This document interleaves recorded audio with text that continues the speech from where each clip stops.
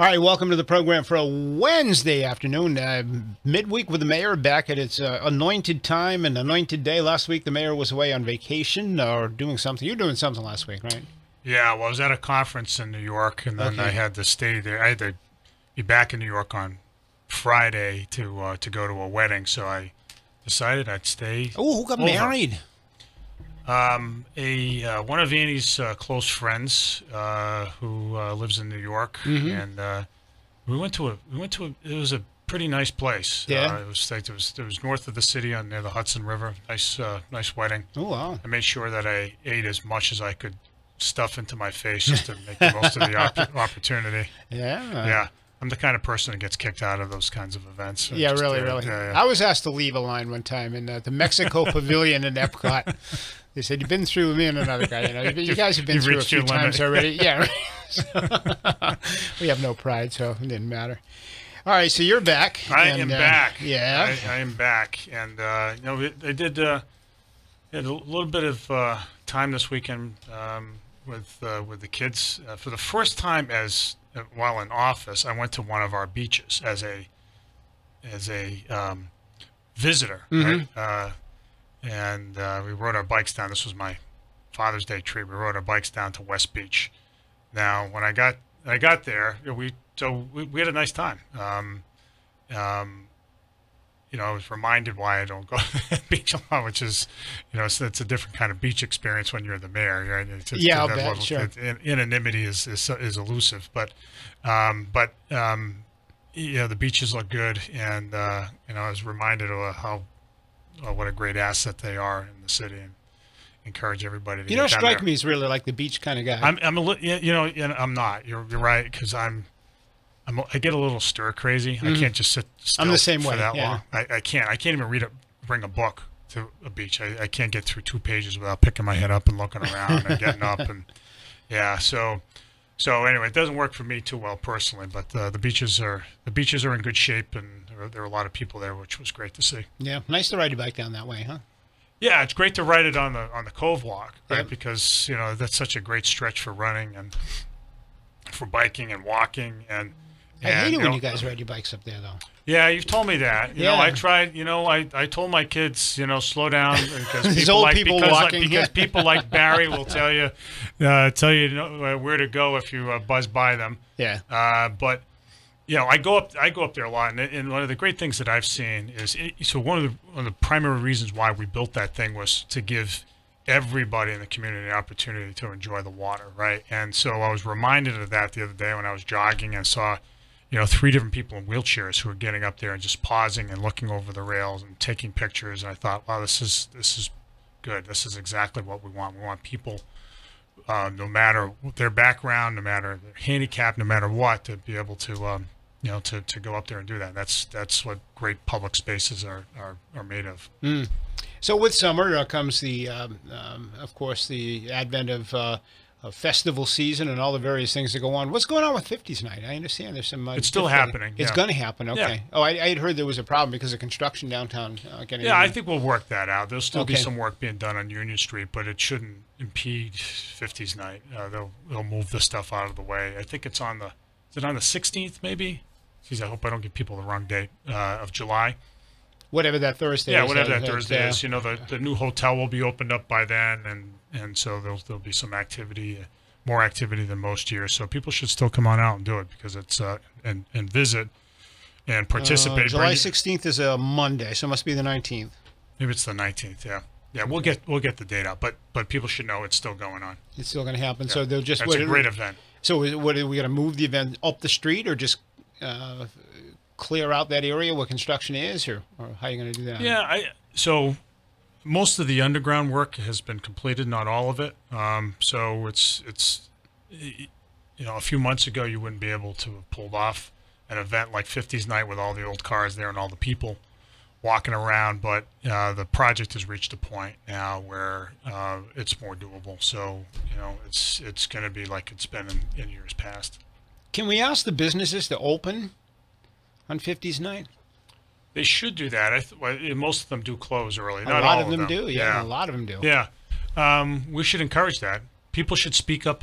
You have the platform. Well, I did. I talked about it last year because it was disappointing. I went downtown to enjoy 50s night, and it's always a great chance to see people and everything. But I went specifically to buy some things. Yeah. And because I wanted to send some things to my son out in Colorado. Yeah. I couldn't find what I was looking for because the stores were closed. I did get to the landing, though, which was open, and they made me a nice shirt from New Bedford. But, you know, unless you know about the landing, it's not directly in, you know. Well, we'll put something out. I mean, you guys should put something out just to encourage them. It's, you know, as you know, the 50s night's a beehive of activity. Huge crowds. Up and down Massive Union crowds. Street. And so, we want to get people in to check out what's going on. Yeah. Cottage was closing up at 5 o'clock, and all these stores. It reminds me, maybe we'll we'll let the hotel know. Maybe people will want to check out the new hotel. We should encourage people to do that. It's a good marketing opportunity. Yeah, absolutely. Everybody gets to file in, lay down on the bed for a minute, and get up and let the next person go in. Right? No hourly rentals. You can't do that. You can't get. But there's not the no-tell motel. No, not it's not that kind of place. No. But it's a that's a good opportunity. Yeah, we'll put something out. If you're talking about it, maybe we can get some of those businesses open. We'll talk to downtown New Bedford. Like I said, I went downtown with money, specifically, to spend and buy certain things, and I just couldn't do it. But that was leading to another thought, and I just hit a wall. It'll come to you, Barry. It'll come to me. This is one of those senior moments. Yeah, we're talking about the hotel. So downtown, or was it about festivals? You mentioned festivals. Yeah, we're talking about 50s night in the downtown and the businesses. And somebody had asked me why is there some reason why the hotel downtown couldn't have a pool? I heard a rumor that they wanted to put a pool on the roof. And that you guys, is that true? And you guys didn't want that? This is the first I'm hearing that. Okay, I mean social media. If it's on social media, it must be true, right? Yeah. The mayor nixed that. No pools. No pool on the roof. Yeah. No, it never came up in our dealings with them, and it's kind of for obvious reasons. It would cost a ton of money, right? And it doesn't really generate any more revenue, and they need to use whatever space they have for actual rooms. The hotel, the Fairfield Inn, has a small pool, as I think a lot of people know, and we're encouraging other hotels to be built. I'm convinced there's a market to support more hotel construction. Especially now that with the offshore wind stuff moving forward, there'll be more visitors to the city, and more opportunities to bring people in and have them stay here. The Fairfield Inn itself has last I checked, last I heard, had an 87% occupancy rate, which is huge. Right? Well, you let them have a pool. That's why. It's the pool, right? It's the 20-foot long pool that they have, right?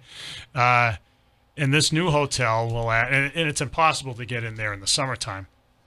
This new hotel will have about 70 rooms, which, as folks would say, and a business person would say, well, it wouldn't fully penetrate the market, right? It wouldn't absorb all the latent demand, I don't think, because it's not a gigantic hotel. So I think there's more to come, especially, and we're looking at, opportunities for conference space to bring in more conferences. I'd like to see some of that happen in the years ahead. So were you in talks with some other hotel developers? We're doing a little bit of work on a market study to flesh that out, and then we'll take that market study, and as we did a couple of years ago with before this new hotel was built, and shop it to some hotel developers. So we'd like to see more of that happen. Where would you like to see the development? Yeah, I mean, I think we can't force it into a particular place, no, right? But I mean, the most likely place they would go would be somewhere in the downtown. Where in particular is hard to know. I think what you might see is an arrangement not like the one we're seeing now, a project not unlike the one we're seeing now in Union Street, which an existing building is rehabilitated. It's much less expensive to rehabilitate an existing building than it is to build new. So, and I think there's some candidates in the downtown, some buildings that could be converted into viable hotel space. So we're looking at that, and we want to encourage that kind of development, because when you have people, obviously people who are staying in hotels, they walk from the hotels, they go to restaurants, and they're off, away from home. So they've, usually going out to eat and spending money. So, I think it's a good opportunity for us to to build that kind of environment in the downtown. Speaking about developing in the downtown and elsewhere in the city, I guess the council is kind of still debating where they want to allow retail marijuana to go. And from my understanding of the meeting last week, they're looking at industrial A, B, and C. That would include the industrial park. And what else is A, B, and C that we have? But from the map that I looked at, it was rather confusing because a lot of things are the same color or similar colors. Yeah. That salmon color just pops up all over the place. But it was tough in black and white trying to figure out. If people have looked at that map, I the first time I saw it, I said, this looks like fruit salad. Right? It's exactly. Colors, these little circles, different colors, around the city. Yeah. So it looks like just east of the Fairhaven Bridge is another A, B, or C area where this could go. Off the top of my head, I think that may be a place along Mount Pleasant Street and parts of Hathaway Road. I mean, we talked last time about the former Building 19 site. That's probably a place where something like some of these businesses could go. The stretch of Mount Pleasant Street just north of Nash Road, where there really aren't too many residences. That's another spot. Along Hathaway Road, where the medical dispensary is slated to go, right by Captain Frank's over there. Again, an area that's away from residences. That's another one. So, I mean, it's those kinds of places. There may be one or two more. But nothing, from what I understand from what the chairman of the Cannabis Committee was saying, is the rules between the state rules and what's being negotiated on the municipal level, that pretty much rules out all of downtown, right, and the historic district. Yeah, I think that's right. Yeah, I think that's right. So there would be no place to. I mean, when I visited out in Colorado last fall, first time I'd been out there since all of the marijuana had been legalized out there, and I mean there were stores throughout the downtown. Yeah, I think a lot of people have criticized Colorado for allowing that to happen. Yeah, I mean they're clustered in downtowns, and even in some of the ritzier places though, like Aspen and all that. I mean there were storefronts everywhere. It didn't seem to be any problems with it. Well, I mean, if you it's look legal, at Aspen is a pretty wealthy place, right? So, and not surprisingly, people who are smoking marijuana and skiing, it's like, there's a recipe for disaster, right? Yeah. I think, I think most people look at the way that Colorado did it and point to that clustering of marijuana establishments as being something that they don't want to see, right? I think that's been one of the chief criticisms of, that Colorado went first, and so it's certainly been scrutinized as a place where some good things have happened, some bad things have happened, and there are lots of lessons to be learned from that experience. So for our sake, I think, again, my job is to protect neighborhoods and allowing these things to go into places where they're not, imposed in the middle of neighborhoods by churches, by schools, and daycare centers is I think, the right way to go. And so we've gone about the business of, essentially slicing up the city and to ensure that those kinds of risks, those kinds of hazards don't come to fruition.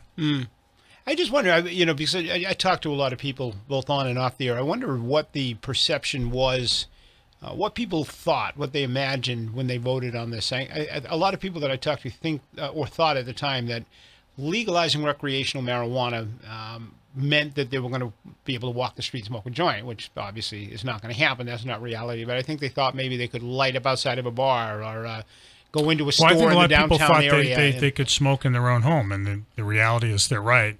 They can unless now. They're a renter, right?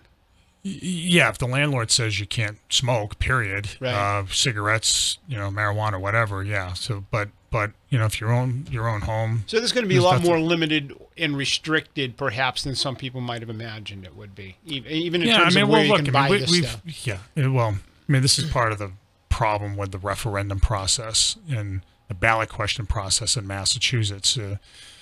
the state constitution allows very complex policy decisions to be put on the ballot if there is some special interest that has enough money to get the signatures and to promote it, and the lawyers to defend it in court ahead of time. And so, you're asked, the voters are asked to sort through, 20 pages of, and in this case, it was like 20, it was a lot, right? It was thousands of words of a ballot question that, was sold as, well, are you for legalization or are you against? Most people were for legalization. But, on all the other questions that related to that were raised by that ballot question, what do you do about dispensaries? How far away from, churches do they go? Do you allow edibles? What about taxes? What about, all these, endless sets of questions. These are things that the legislature has to work through. And these are things that the legislature should have worked through, rather than sitting back and letting this go to the ballot. Well, but it is. But in Massachusetts, this stuff like this goes to the ballot way too freely, right? In other words, if your legislator doesn't vote consistent with your values, then you should vote that person out of office, right? And that's the theory. But part of the deal in voting people into office, into a state legislature and a Republican form of government, is to have them exercise their best judgment on complex issues and then answer for those votes to the voters later on. And in Massachusetts, special interests who don't get their way in the legislature and who have enough money to promote their cause go right to the ballot box. And we're seeing it now. Just think of what's going on the ballot in November. Among other things, should the sales tax be lowered from 6.25% to 5%, right? It sounds simple enough, but geez, just think about all the financial implications for the state and for cities if that happens, right?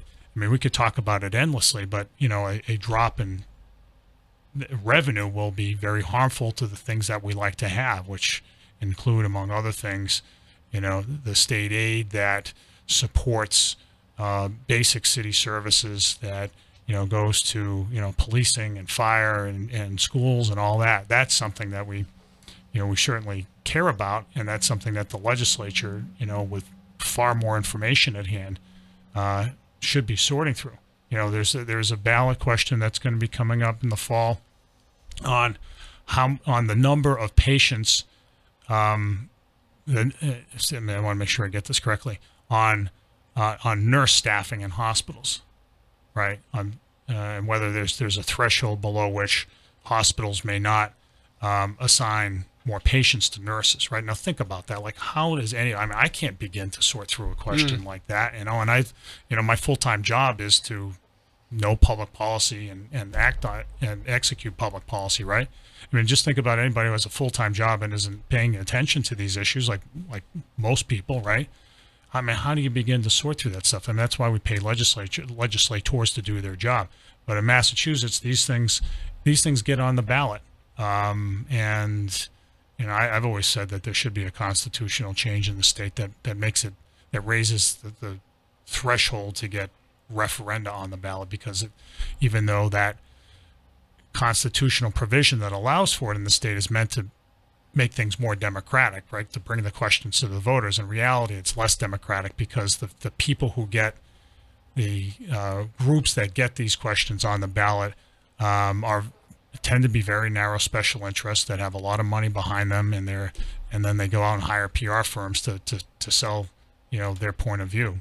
So anyway, the long and short of it is, you asked about the marijuana ballot question. It's a good example of how there's a whole lot more that meets the eye than the simple question on the ballot. So surprisingly enough, according to the latest poll that I've seen, I think the BUR poll, the sales tax question is actually losing. It's only got 37% support. Yeah. The millionaire tax and the minimum wage tax, the minimum wage increase, over 66% for both of those. Millionaire taxes being removed. The Supreme Court says it's unconstitutional, and it was written wrong, so that won't be there. So that's going to be about a $2 billion annual hit that the legislature was counting on. Now we say hit, or I say hit, because even though the money wasn't there, the budget was being based on that money being there. The budget was based on that money being there. It's not going to be there. So the legislature right now is scrambling, trying to figure out a way to make up that $2 billion from somewhere. And yeah, I don't think, in fairness, I don't think they had baked that into the budget just yet. I think they're being wishful, and I think they've anticipated that it would happen. They may have been a little more liberal in their spending decisions in the last couple of months as they've worked through the budget on the possibility that it might happen. But I don't think there haven't been any new big spending initiatives baked into the budget just yet. The outgoing Senate President Harriet Chandler says that now we got to think about new ways to come up with some new revenue, because we have to finance all of these programs that we had talked about. Well, I think one of the big ones. Well, the two words: expansion of transportation systems, early education, and then early education, which is very, very expensive. It's a good thing to promote for sure, but yeah, it would cost the state a lot of money. All right, you knew we'd get to it eventually, but the garbage, ABC. Oh, talking trash again. ABC Yes, talking trash, yeah. So basically, the court, in a nutshell, did not grant the injunction that you guys were looking for, and that would have forced ABC to live under the confines of the contract that it signed. Yeah. But ABC says, well, you know what? We're going to continue to pick up trash and recyclables after July 1st anyway. Yeah. We'll just keep on doing this. So the contract is in force, but they're saying their interpretation of the ruling is that they now will be able to continue to pass on added expenses to the city that they say they're incurring as a result of China's sword rule, or whatever the heck they call it. Right. So that leaves us where? Pretty much where we were, right? It leaves us where we were. I mean, the upshot of it is this. I mean, so ABC has for months said, we're incurring these additional costs. We're not able to sell our recycling materials in the way that we anticipated. We're having to incur costs that we didn't anticipate. That's eating into our profits. We're a less profitable company. We want you to change the contract, City of New Bedford and Town of Fairhaven and Town of Mattapoisett and Town of Plymouth and a number of other places. And so, we've said, well, if you want to change the contract, we're not saying absolutely no, but we want you to show us your books, right? Because we're not going to say, oh, well, just tell us the amount, we'll fill it in the check here. We can't do that. So ABC refused to do that for the longest time, and then it said, about a month and a half ago, as of July 1, we will stop picking up recycling. So that's why, I said, well, we have no choice but to take them to court to force them to pick up the recycling. So we filed the lawsuit. The next day we got an email from Mike Camara, the president of ABC, who said, oh, there must have been some confusion. No, we will pick up recycling as of July 1. So, we had gone to court saying he's repudiated the contract, and then the next day he sends an email and says, oh, I didn't mean that. So that puts us back in the square one, which is, okay, we're going to continue on as we were, and which is good. And that's I wish that we didn't have to file a lawsuit for him to say, I'm actually going to follow through on our obligations under the trash contract. So so the court really wasn't left with a dispute to rule on. There wasn't an injunction to force them to do anything that they weren't already going to do. So but the lawsuit is still there. The next and because we're concerned, I'm concerned that ABC. ABC sending us these bills. We are not required to pay for those bills under the contract. The city are required to pay an annual fee every year, period. And so these additional charges are not ones that the city has any obligation to fulfill. But look, I'm not unsympathetic to their plight. I have a lot of respect for ABC. ABC has done a really good job, to my mind, in serving the residents of the city. I think people understand that, we can't just sign a blank check just because, a vendor of the city says it's less profitable than it anticipated it to be. But what I think the ABC should be doing is showing us all of their books so that we can get an understanding of how precarious, if at all, a situation they're in, and then we can talk about it. But until that happens, we can't just say, "Gee, we'll just write you a check." That doesn't So work. Mike Camara says we're going to continue to bill them for the extra charges that we're incurring, noting that ABC began charging the city the extra cost since November of last year. So that won't stop, and we expect to collect those funds. But you're saying that's in court still? That part of it's still in court, or is that going to be the focus of a new? Yeah, well, it could be. I prefer not to get to that point. I'd prefer to have ABC as our waste hauler, and in the long run, and not have to go to some other entity. And but it's going to require ABC to be more forthcoming about its books. I get that if it's a for-profit business and their profits are not what they anticipated them to be. Their margins are being squeezed. I get that. I'm not unsympathetic to that. But at the end of the day, my job is to serve the residents of the city, to make sure that they are, getting what they are due under the contract. So I hope we can continue to have an open dialogue with ABC as we go forward, so that we can stabilize the situation. So are you negotiating how much more the city should pay, or are you? We haven't even gone to that point, because they haven't disclosed all they would need to disclose. I mean, they should. Look, if it came to a lawsuit, they'd have to disclose just about all their books anyway, right? As part of discovery. So, we hope not to get to that point. They should just be throwing the doors open and saying, this is what we have, and we can talk it through with them better. But this idea that the city is just going to pay some bill that they send us is not realistic. All right, so they say they're going to keep sending the bills. You're saying we're not paying new bills until you show us that you can adequately document the need for more money. Yeah, no, I mean, well, to tell us why, in light of what they show us, why it is that they can't continue to perform under the contract. Yeah. So who initiates a lawsuit? I mean, is it you? Do we just for my understanding? There is a pending lawsuit right now that the city brought. What the judge did yesterday was to deny the city's motion for a preliminary injunction, because it wasn't needed anymore. It wasn't needed anymore. Right. So this is still involved. This same suit is still pending. Just that aspect of it has been resolved. Right. But what's out there still hanging at this point is whether or not the city's on the hook for additional charges that ABC sends. You say we're not. They say, well, we're going to keep sending the bill. So that's going to be I think they would acknowledge. I think they would acknowledge, Barry, that what the contract says is that the city shall pay a sum certain, and it turns out to be $4 million and change every year, and that's a flat fee. What they're saying is they are sending a bill on top of that because So does this get re-argued? Because it's become more expensive for them to recycle. Does this get re-argued, or is this something we're just anticipating a decision from the judge on?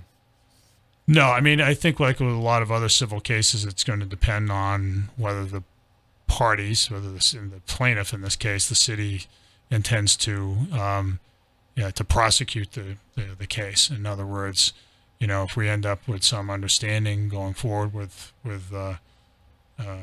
ABC, then we'll drop it. If we don't think that that's happening, then we'll have to push the case along. All right, so that would require obviously negotiations between the city and ABC. And we're open, as I've said from the start. This conversation started with ABC sending the city a letter saying, or actually calling the city and saying, hey, this new China policy is making it very hard for us to recycle. It's making it more expensive for us, and they started sending these bills, and my response is, well, we're willing to talk to you, but we can't just write a check sight unseen. All right, let me take the break. Lines are jammed, so we'll get right back to your calls for the mayor. We've got a couple of other things we're going to talk about, too. Putting together a plan for the airport, and also New Bedford has been designated an age-friendly community. That's good for people like me, that are If you say so. Hitting retirement age. I guess what you say is friendly, right? So they're friendly to old people like us, right? We're friendly to all ages. Still a kid, but. All right, let me take the break. We'll come back and figure that out, but we'll get your calls first right here on 1420 WBSM. Stay with us.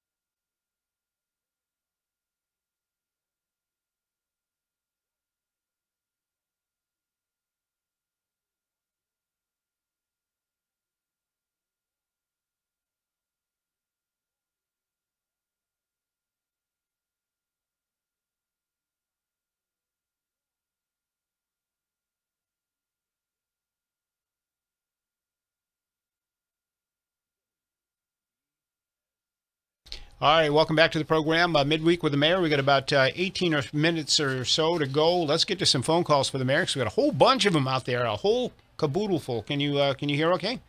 I can now, yeah. Okay, yeah, it always helps when you turn the volume up. 508-996-05. Thanks for the tip. You're up first with the mayor on 1420 WBSM. Go ahead. Good afternoon, Mr. Mayor. Good afternoon. Mr. Mayor, I live on Rodney French Boulevard, so I get to walk every morning for my exercise. Mm-hmm. I walk towards the end of the pier. At the end of that pier, it is the most disgusting, shameful thing I've ever seen. People go down there and fish. There are no trash cans for them to put stuff, so they bring trash bags. They get overfilled, and when it's overfull, there's trash all over the end of that pier. So when we get high waves, everything gets washed into the water, ends up in our beaches. And there's no one at all. It's been there right now for 3 weeks, a bag full of trash, and whatever was out of there has been washed out into the water. So I just don't understand why they don't have trash cans out there to start with, and why the people that work there once a week go down there and clean up that garbage. Thank you, man. All right, good question. Thank you. Yeah, so we've heard a couple of complaints about trash cans along East Beach. That's the pier he's talking about is the one over by the fort, the real long one. And yeah, there are more trash barrels coming. You'll see more out there this summer. And yeah, I think things could improve in that way. We want our beaches and the fort to look great, and I think they could stand a little bit of help. You need a trash can or two up on the walls too.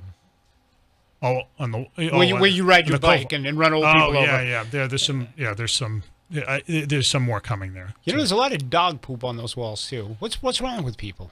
Yeah, that's a big frustration of mine. It is. Yeah. You know, I just hope it doesn't come to the point where we're going to have to say, you know what, no dogs up there. Right. A number of people have suggested it, and that we do that. I personally think that we're not at that point yet. But geez, every time I go up there, we need wall police.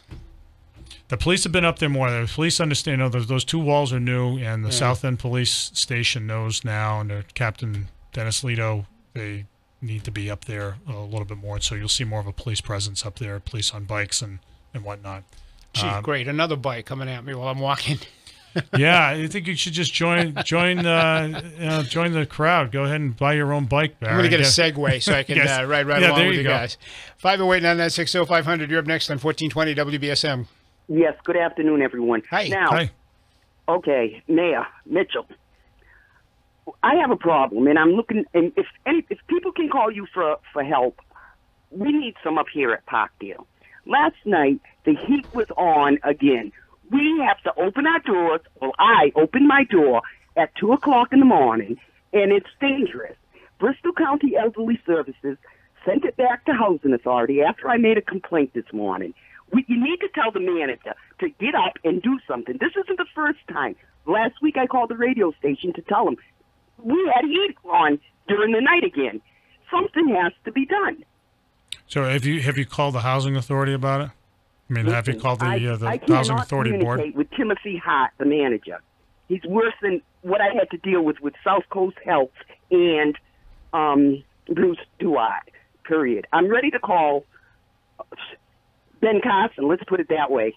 That's how bad it is. All night long, again, doors open, windows are all open. You know, you got the landscapers who are not from this country, cutting the lawn with the dirt. I mean, it's not even grass in some places. It's dirt flying around. All right, so the big problem, though, is the heat. Your heat is going on? It's on constantly. These radiators were hot, and I checked with my neighbor. Yeah. And his were also. Who's paying the bill for the heat? I mean, the city must be paying that, right? No. Parkdale is a housing authority property, so it's the housing authority that is responsible for that. Okay, and they're going to throw it on Mass. Here's where the corruption comes in. They're going to throw it on the state of Massachusetts, because these are veteran properties, and you know how funds get messed up or get intermingled. You know what is it? And a judge certainly can't clear it up. Maybe you can. You're the one who appoints the director of Housing Authority. I'm actually not. I'm actually not, but I'll be happy to. Happy to follow. In your title to. All right, let's let the mayor respond, because I want to go to another call too. So basically we're heating the neighborhood. Yeah, it's just the housing authority doesn't answer to the mayor, right? So I just want to be clear about that. So, but that said, just because they don't answer to me doesn't mean we can't facilitate some solution to that. Yeah, that's got to be miserable. Absolutely, yeah. Yeah, no, it's got to stink. I mean, so it's a waste of money for that, for that matter. So. Yeah, I'll be happy to follow up and see how I can be helpful in that way. Yeah. All right, thanks for the call. Appreciate it. 508-9960-500. You're up next with the mayor on 1420 WBSM. Hey, good afternoon, Mayor. Good afternoon. I was greatly, I was pleasantly surprised when I heard your stance against the garbage company because they can't honor their pricing on the contract. I thought that was a good way to go, to hold their feet to the fire. Now I'm a little lost now. Now what happened with you went to court, and what happened?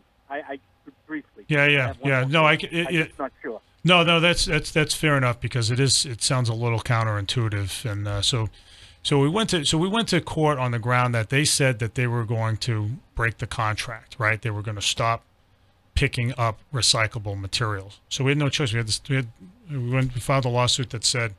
And to ask the judge to say, no, ABC, you need to pick up recyclables, and at the price you guys had agreed upon. Yeah, all the same, honor the contract, right? So we filed the lawsuit, and the next day, the president of ABC sent an email saying, on second thought, we're going to honor the contract. So there wasn't, so he repudiated his repudiation of the contract, and so there was really nothing for the court to decide. And so all right, so hold on, except for the fact, I mean, the big important part is that they want more money. Yeah, well, but the court didn't rule. The court didn't. That wasn't in front of the court. But it is now. You said it was part of that original suit that was filed. No, it wasn't. No. I misunderstood what you told me before then. The original suit. So we went in and filed a complaint. Yep. To seek a declaratory judgment, which means that we asked the court to order ABC Disposal to honor the contract. The contract is valid. You need. But the only reason that they wouldn't have wanted. And then we filed a motion. Right. Once simultaneously with the complaint, that says we need you to make that order on an emergency basis, right? That's the preliminary injunction motion.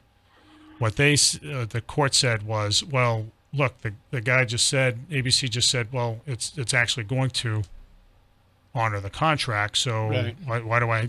You don't need an order from me to tell him that, right? So right. So that's where we are now.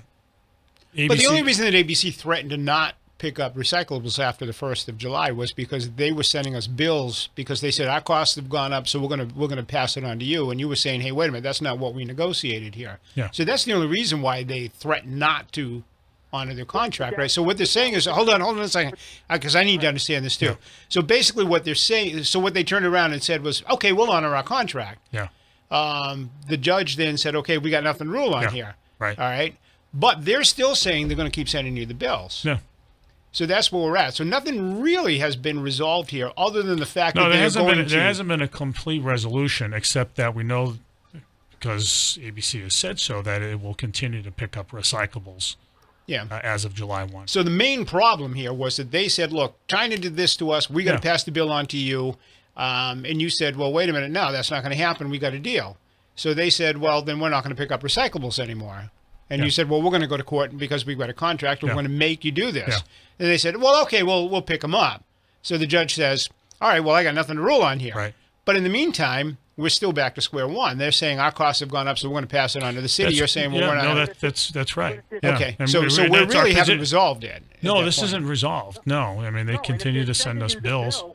They're trying to keep you on hook for the overage, and they ultimately can probably try to sue you for it.